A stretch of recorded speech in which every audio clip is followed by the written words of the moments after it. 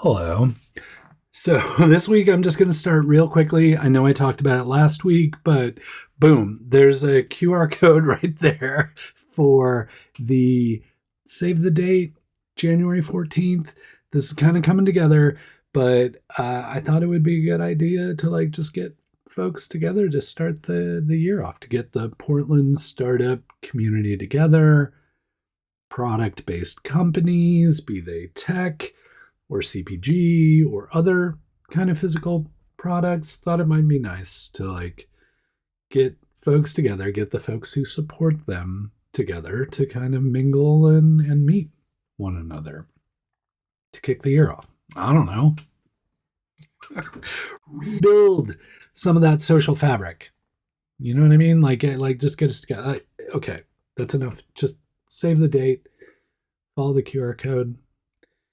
Make sure that you're there. It would be great to see you there. And still figuring out logistics, but something will happen on January 14th, and there will be people there. And hopefully you will be one of those people there. Cool.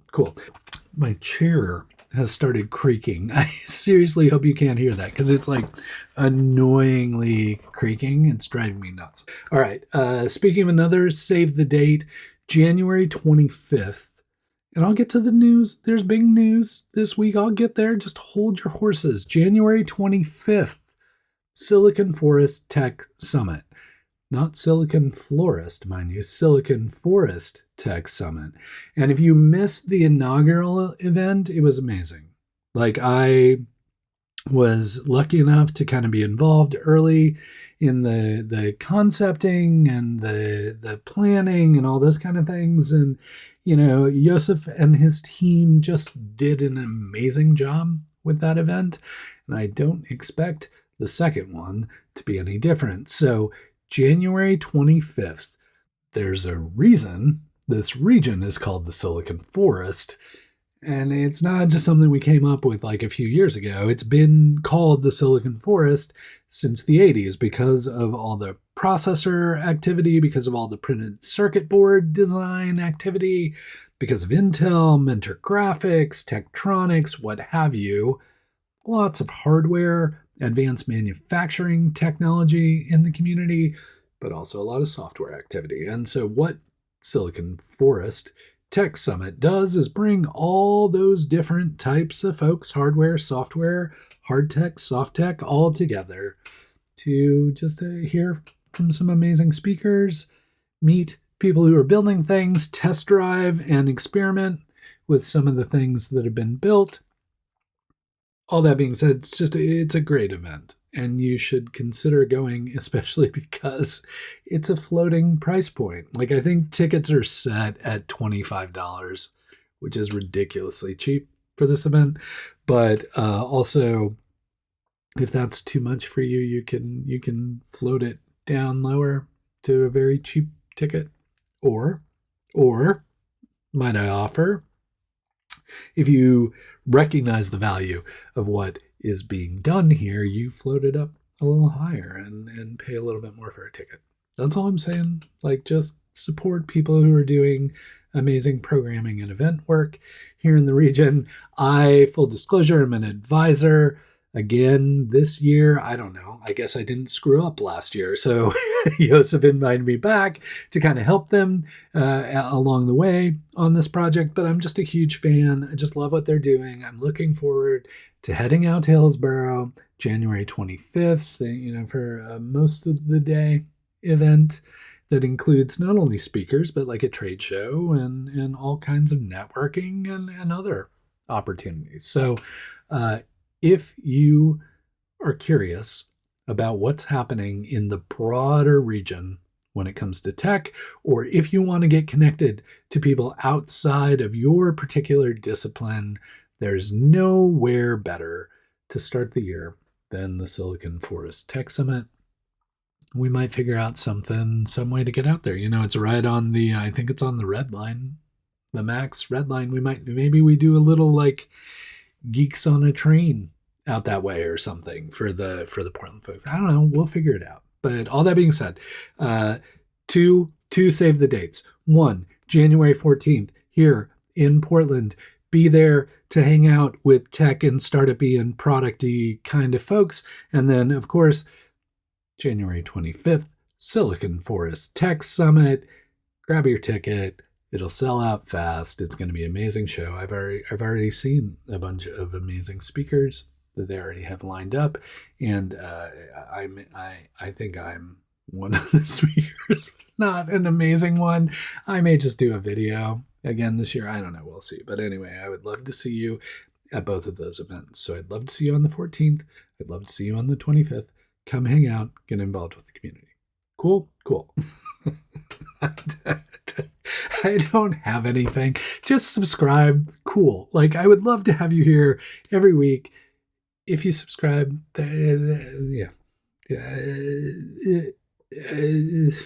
subscribe. Thanks. All right. All that, your save the dates are done. I hope you scribbled them down, or you can rewind. So, as you may be aware, last week was in the US the Thanksgiving holiday for people, which then kind of kicks off the holiday season.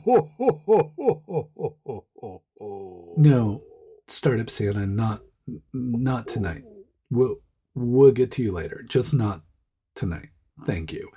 Kicks off the holiday season. You have Black Friday, where people start shopping, Small Business Saturday, you have Cyber Monday, and then you come up to Giving Tuesday, which is really you feel guilty about buying all this stuff, wanting to give back to nonprofits. Or maybe you don't feel guilty. Maybe you're just like, I'm waiting for this day to give back to nonprofits. That day seemed like a really appropriate day to reveal some work that has happened in our community that's super impressive. I think we should be keeping an eye on. And that is a collaboration between Instrument, which is a premier, like world famous, award-winning digital creative agency that we're just lucky to happen to have here in Portland. And, they started early on. They did really interesting web stuff and early digital stuff, and have continued to grow, continued to create a really impressive client base with folks like, companies you may have heard of, like Google and Nike and Aura and other companies like that. They do that kind of work, like big brand, global digital work, super creative stuff. But they also recognize that they are here in Portland. They need to be supporting the community and organizations here in town. So they have partnered with Vanport Studio. If you don't remember Vanport Studio, that's the project started by Stephen Green and Jelani Memory. Jelani, founder of a kids company started as a kids book about. They've come together to create this venture studio environment to support Black and Brown founders. So the combination of Instrument and Vanport Studio come together to support founders, and they do this thing called Build Week. And Build Week is a thing that will continue. It's not a one-time thing. Build Week was taking Instrument's creative talent and taking the folks that Vanport Studio is working with and really bringing them together in kind of a hackathon design sprint environment to ensure that founders are getting the creative support they need and that Instrument creatives are getting exposed to the types of interesting companies that are being built in the Portland area. So the initial Build Week that they've done featured 3 companies here locally in town. Camp Yoshi, which is a great program that really takes folks out into the wilderness and cooks them amazing food and gives them amazing experiences, and is almost like it's a getaway, but it's a kind of high-end, almost like glamping. I mean, you're still camping, but the food is definitely glamping when Camp Yoshi is doing it. Sorry, if I seem slightly crankier. If you notice that cut and I seem slightly crankier, it's because the furnace kicked on while I was recording and I was trying to get there before the furnace. It's okay. It's fine. I'm just, for your audio levels, I'm trying to make this happen. So let me begin. Again, that's a lot of what Cambioshi does. But I hear the food is top notch. So that's one of the ones they worked with. Hot Mama, which, there was a time where I would have said Hot Mama salsa. But fact of the matter is, Hot Mama has amazing salsa. They have amazing sauces. They have amazing chips, like the chips. They're really good chips. So Hot Mama was another one that they worked with. And then, of course, finally, Pakmoto. Pakmoto, who I've talked about before. I think I talked about them last week because I remember, or the week before, because I remember cracking up about the fact that I wore a backpack the first time I talked about Pakmoto. But they were also part of this Build Week experiment. And, they Pitch Black alum just recently got accepted for the Beaverton Startup Challenge, and of course have recently completed a successful Kickstarter. And if you're not familiar with Pakmoto, since I've explained everybody else's business, if you're not familiar with Pakmoto, they have like a backpack harness that you can put different pack sizes onto it and trade them in and out. So really designed to prevent people throwing away backpacks or disposing of backpacks because they're not quite right for folks. So really just finding a way to reduce that waste in the environment. So basically what the Build Week did was help these companies and these founders with their branding, their positioning, their identity systems, all these kind of things, but they did it in kind of a hackathon format. So really allowed their creatives to kind of parachute in, work really hard, really quickly on some really interesting ideas and really help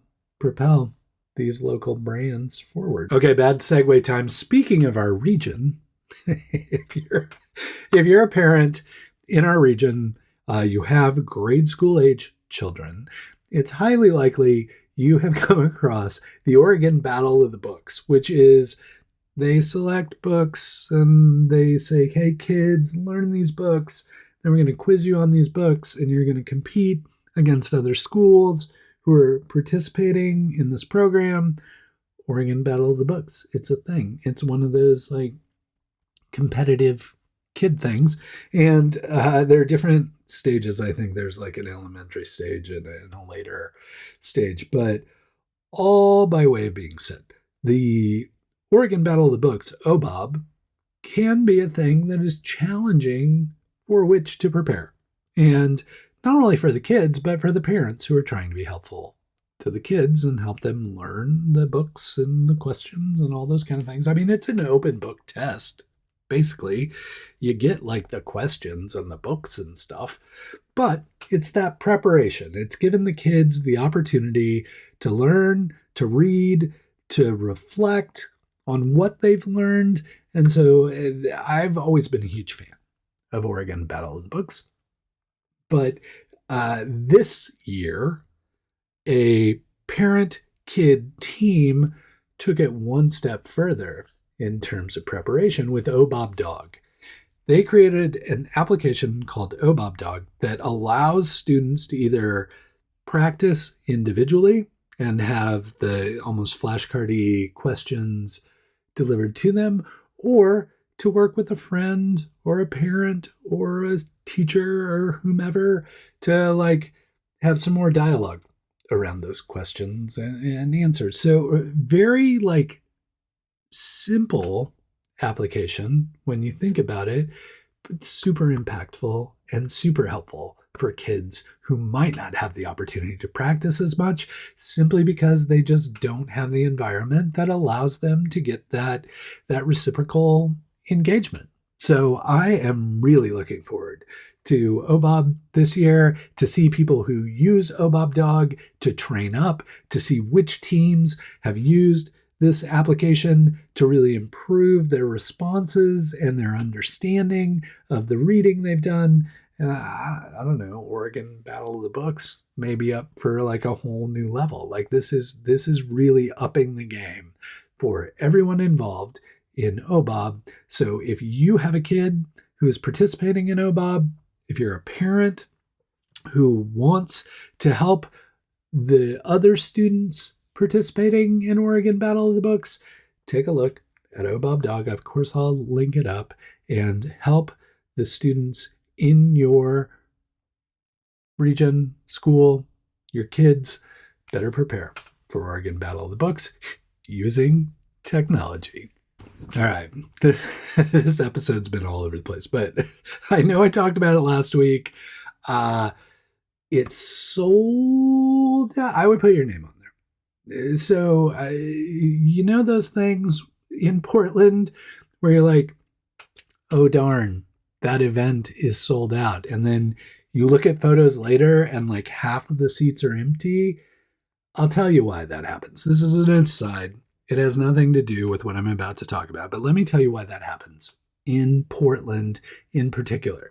This is our overly friendly RSVP culture, which from a different perspective is quite caustic. So I'm just going to call us out on it. If you're an event manager, if you're a programming kind of event programming kind of person, you absolutely hate this part about the niceness and engagement of the Portland community. And I speak from experience. So RSVP to that January 14th thing, but there's going to come a time when I'm going to tell you to actually show up. So anyway, here's the deal with Portland. What is the deal with Portland RSVPs? Here's the deal with Portland RSVPs.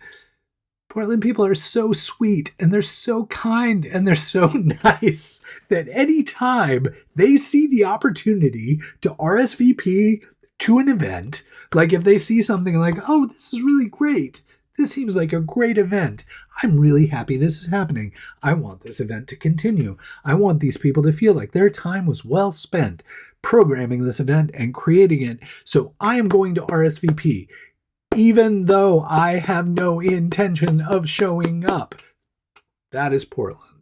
That is the problem with Portland events, and it happens time and time again. I've experienced for the last 30 years. I'm not lying about this. Portland people do this consistently. They RSVP to stuff that they don't show up for because they were just like, I really like this idea. You should keep doing this. Like I've literally talked to Meetup.com and said, just do a like button, like make a, are you showing up? No? Yes? Like, just tell me you like what I'm doing. Like, don't tell me you're going to show up, because then I plan for there being hundreds of people there and there are a handful of people there. Like it's consistent across the board. It is so rare to see a sold out event actually be sold out. And I'm sorry I've gone on a rant. It seems a little over the top for the holiday season, but I'm just saying, I just had to tell you. I'm sorry. That's just how it is. So it's fine. Just keep doing, you do you. Like, do your thing. I don't care. Like, RSVP and then don't show up. It doesn't really matter because it's expected. Like, you want to really shock me? RSVP and then actually show up. That would be crazy. So, all by way of being said, Demolicious Champion of Champions competition is sold out. Sold out RSVP-wise. So, supposed to be full, but I would still encourage you to RSVP if you actually want to show up, because I can guarantee there will be some fall off. There will be some seats there. You can probably still get in. I will be there. It would be great to see you. I covered the premise before, but the Demolicious Champion of Champions event is designed to take all the people who've won Demolicious events throughout the year and bring them all to stage. They've only had 3 minutes at the month-to-month Demolicious event. At Demolicious Champion of Champions, they will have 5 minutes each because they are competing against people who've won before. And so basically you go through all the pitches, crowd gets to vote, somebody wins. The person who wins Demolicious Champion of Champions gets to take the title belt and go home with it. Unlike Demolicious month to month, you get to put a sticker on the belt. You get a photo opportunity with the belt, but you don't get to take it unless you can win Champion of Champions. So I read off the companies that were competing last time around, but let me give you the actual pitch order so that you know who goes when.